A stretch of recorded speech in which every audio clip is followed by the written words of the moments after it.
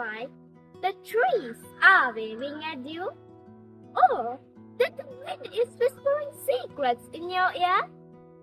That's the magic of nature. Ladies and gentlemen, nature isn't just green clouds and bugs. It's a magical world that gives us fresh air, tasty fruits, shade in a sunny day, and peace when we need it most. In the morning, I go to my garden on walks, of course. The grass is cool and soft, like nature's welcome mat.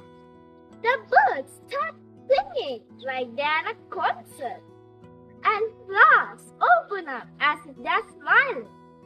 I say, "Good morning, nature," and I imagine the butterflies waving back with their tiny wings. Sometimes I sit under a tree, tending a wild forest lizard. Other times I chase critters. Spoiler alerts, they always win, but it's fun anyway. Watering plants is magical too. One day there's a little bug, and next thing you know, boom, a flower. I don't even do that well in art class. But nature, she's an artist. When I feel grumpy or tired, I just step outside. In a few minutes, I feel better. Nature has the kind of superpower. No cape needed. But nature needs heroes too. That means us. Let's plant trees. Keep our parks clean.